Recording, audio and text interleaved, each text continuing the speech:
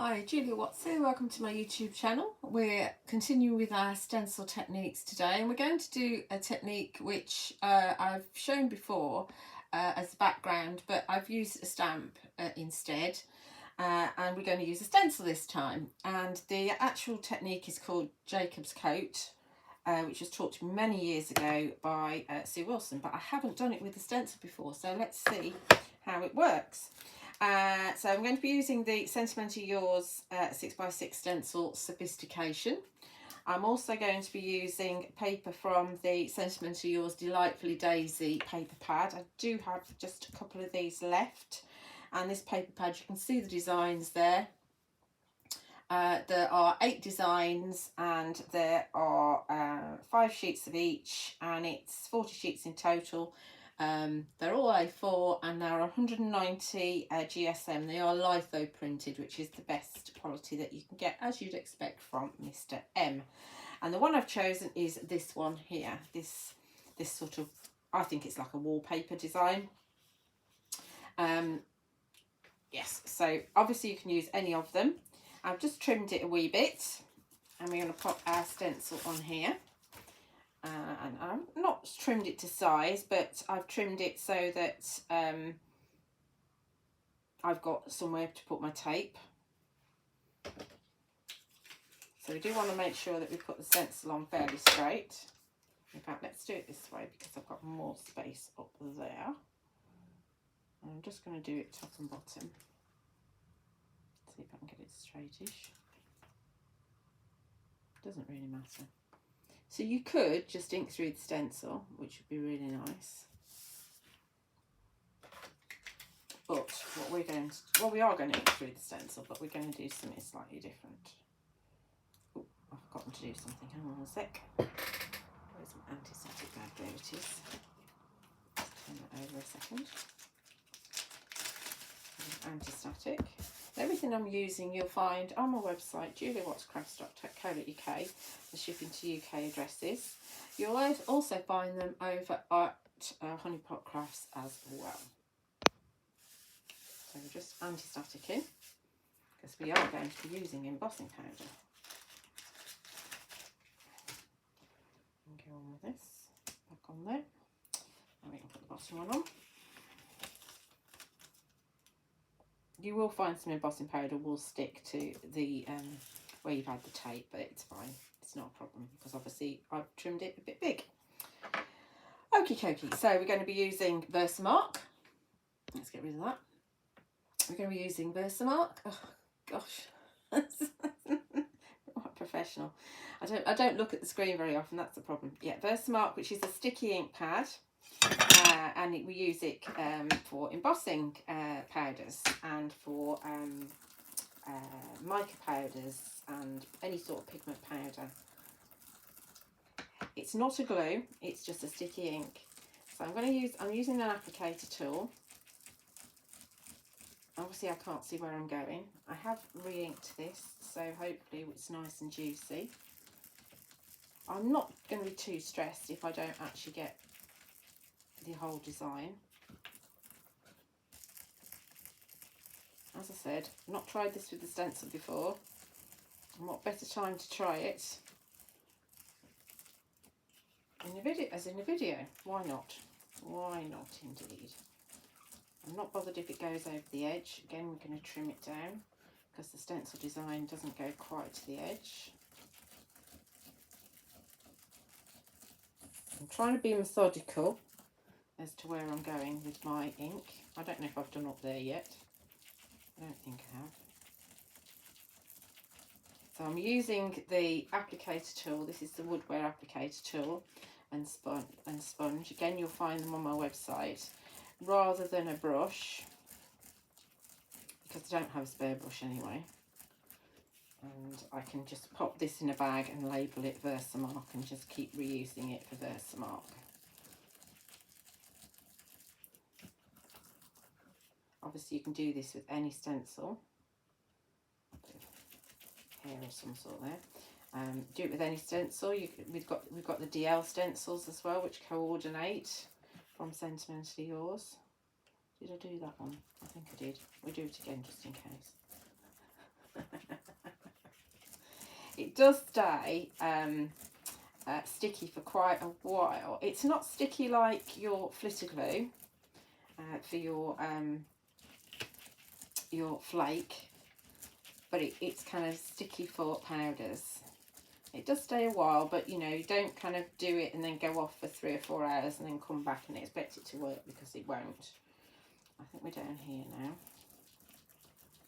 Nearly there. I should be able to multitask, but I'm struggling to talk and multitask at the moment. So we've just got these bottom bits now. These little half pieces. Obviously you don't have to do the whole thing if you don't want to. If you just want to do a strip, you can. But because we're doing this particular technique, I think it does work if you are doing the whole thing. In fact, I've just thought about another technique I'll show you as well, which is similar. I'll do that in another video. Right, so that's all Versamarked. And we're going to get rid of our tape now.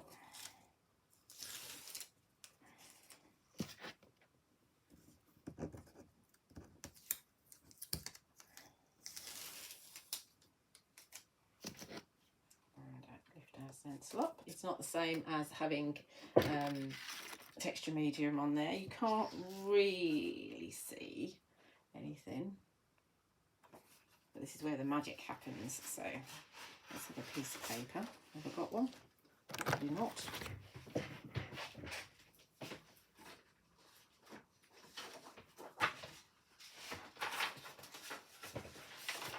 So now we're going to put some embossing powder on. And we're using the crystal clear embossing powder from Sentimentally Yours. Oh, I can't open that now. Put it that way. I'm trying not to get my fingers where they shouldn't be. So this is Superfine embossing powder, crystal clear. Then we're going to add our embossing powder. I need to get a new pot. Let that part fall down. I don't think I've got all of that on that side. I can see it. I know you probably can't. I'll give it a wiggle in a minute.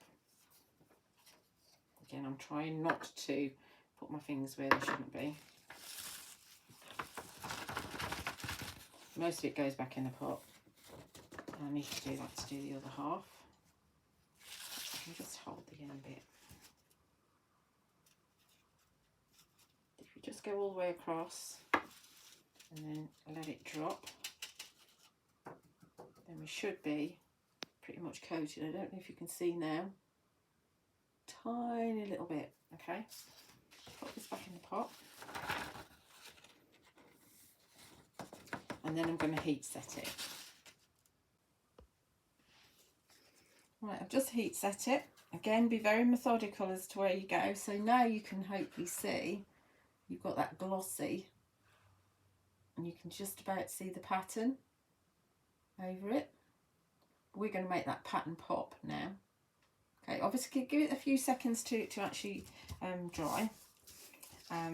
Make sure we've got all of it. I believe I have. Soon find out, won't we? Right, lid on top of the embossing powder. That's always a good idea. I can't feel any spare embossing powder, so I think we're good. Then we're going to take black soot distress oxide. Now you can use any black ink. The distress inks are better, so either distress ink or distress oxide. Memento would probably work as well, but a black is the best one to use. And I'm just going to make sure my work surface is nice and clear and it hasn't got any powder on, because I don't want to get something on my distress ink pad.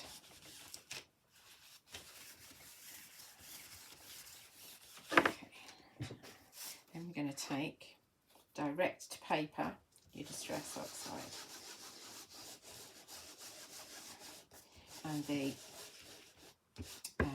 embossing powder acts as a resist in the same way that texture medium does as well. So you can do a similar thing with texture medium. Let's try not to get dirty hands. And direct to paper is better rather than using an applicator, because you can get more ink in, and you do want it to be really nice and rich and dark. Okay.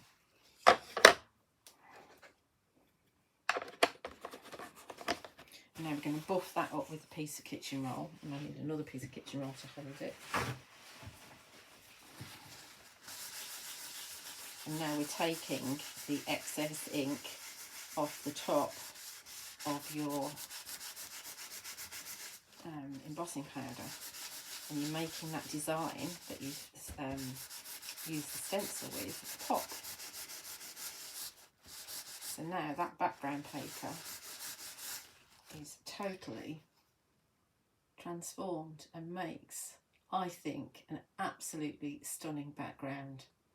So have a play, get your background papers out, get your stencils out, get your embossing ink out, and have a play. You know, obviously both ways around, looks absolutely gorgeous. Yeah, so I hope you've enjoyed that.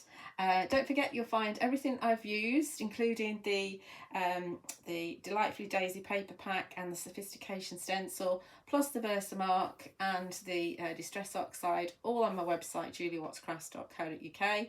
And do like and subscribe if you're not already on my YouTube channel. I do love to read your lovely comments on there. They're always really welcome. And I just need to say thank you for watching.